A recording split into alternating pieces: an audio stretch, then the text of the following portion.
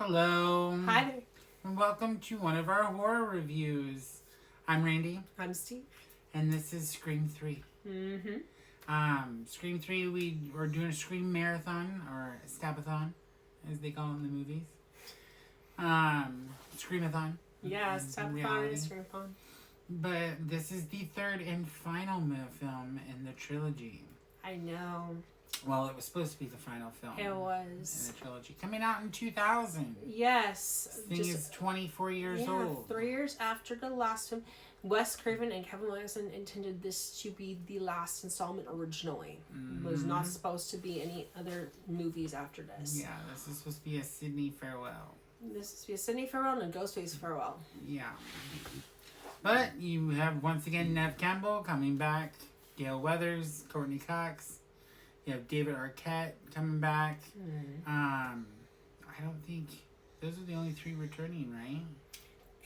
Randy has a cameo. Randy does have a cameo. Cameo died in 2, but in this one we see a video of him his rules of the trilogy. Yeah, but they call those like a will and testament, like a one of his final videos. they call those like your last will and testament. Yeah, it's like a will. Like a will.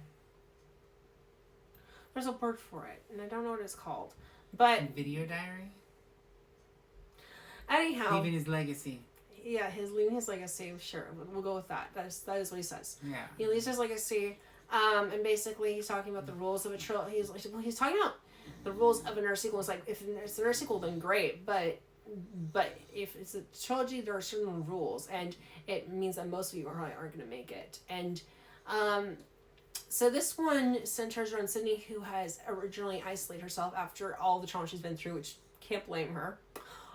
She's been attacked by so many people that were close to her. She didn't know who her mom was. And like with everything that's happened, she decides to live remote, desolate, change her name, live away from everyone, everything. The only one who knows where she is her dad. And Dewey. But other than that, no one else knows where she is now. Not She's even changed her name. Gale. And she even changed her name and does this podcast where she helps mostly women, but people that are in need that have traumatic experiences as one of those. You mean she's the call center representative? She's a call representative. Yes. She works from home now, remote. And so in this one, it starts out with Cotton Fury, who is driving home from work, and he gets a call from this seductive woman over the phone, and it surprise ends up being Ghostface. But now Ghostface can change his voice, disguise it to be anything he wants it to be, including people that are main characters in this movie. He's cloned their voices. Yeah. So he ends up telling Cotton that he knows where his girlfriend is and whatever, and he's gonna kill her if he doesn't tell her where Sydney is, and doesn't tell him where Sydney is. And so he runs back to the house essentially after chase ensues, and because his girlfriend thought that he was a killer, she goes after him. But then, long story short, it ends up with both her and his girlfriend Christine and him both getting killed by the killer, and him going after Sydney. And his girlfriend's played by Kelly Rutherford from Melrose Place. And get the great song "What If." Yes, by Creed. By Creed. Yeah. When Creed was popular. I'm not that's not my favorite subgenre of music, but the song is just, I don't know, I just love the song. So anyways, fast forward to Hollywood, where they're filming Stab 3. Yes. You have the director, Roman Bridger, which is played by Scott Foley. Yeah. Pretty bold too. I like his character. Yeah. He's underrated. Found out this was his first movie coming off fresh from the Felicity TV show. Oh, wow. I didn't know this was his first movie coming off the TV show. And I didn't see him a lot, but it makes sense, I guess. But yeah, he played on that show Felicity with Kerry Russell. Oh, Kerry Russell. Yeah. Oh, interesting connection. Because they're talking about Kerry Russell being in the new Scream 7, possibly. Yeah. Possibly. They haven't confirmed it, but they talked about that in talks, as well as Judy Greer. So, but anyways, you have Parker Posey as Jennifer Jolie. We love Jennifer Jolie. Who plays Gale Weathers in the movie. You have Jenny McCarthy as what's her name? Sarah.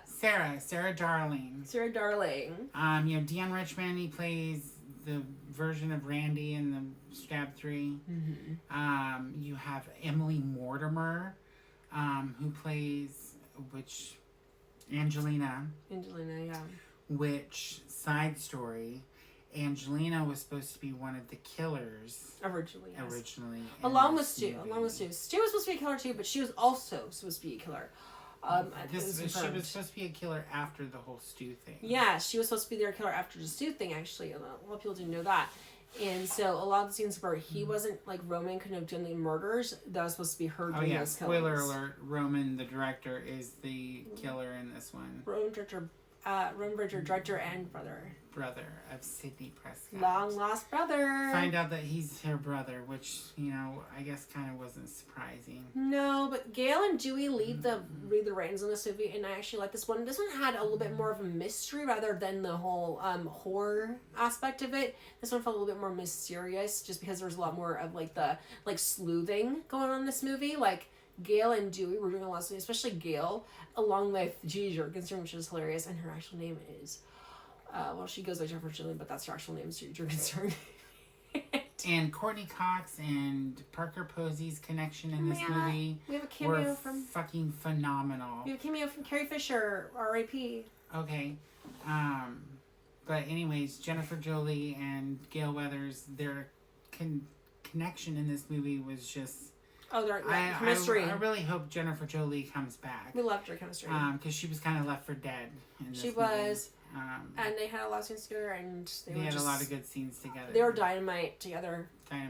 But yes, he does mention there is a scene from Carrie Fisher. Yeah. The late Carrie Fisher. Rest in peace. Yes. She shows up. Princess Leia.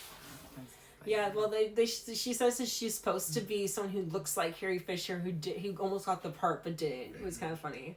This movie is, a lot of people don't like this one, because this one is a little bit over-top comedy, which some people did not like originally. I actually love this one. In fact, I think this is above Scream 2 for me personally. I just think it's so much funnier. I think it's so much more interesting. I love the characters. And even though it's a little bit more slapstick humorous, I just thought that it really worked for this movie. And I forgot Patrick Dempsey's in this one. Yes, this is Mark Kincaid. Mark Kincaid. Who's going to be confirmed in Scream 7 with Neve Campbell again, because they were married and they introduced that in Scream 5 when they didn't show them together. This introduces Mark as Sydney's love interest at the end of the movie. Mm-hmm. And then you find out in Scream 5 that they're married. And they have kids. Yeah. And they're going to be a couple in Scream 7. But, yeah, I mean, there was... But yeah, this was an okay sequel. I thought it was actually really good. This is probably one of the weakest entries in the Scream franchise. I disagree. I believe so. I think this one's the strongest, actually. I think this is stronger than Scream 2. I think this is stronger than Scream 5. This is definitely stronger than Scream 5. I think it's up with Scream 6. No, Scream 6 was not up there. I think it was. No. Scream 6 and this one were up there for me. No. We disagree. That's okay. That's okay. This one is a better sequel, and I love the characters. I thought this one was so funny. I think it's underrated. I think 2 is overrated, but it's still a good sequel, but this one's better, in my opinion. I know people will fight me on that, but I don't care. It wasn't written by Kevin Williamson, so it's not one of the better. It wasn't, but I liked it. Well, you know what? I think as much as the next one I think is a little bit better, I think that this one was actually just so enjoyable, and I can rewatch this one over and over again. And I love Gail's bangs in this movie and her thin eyebrows. It was a look. It was so funny.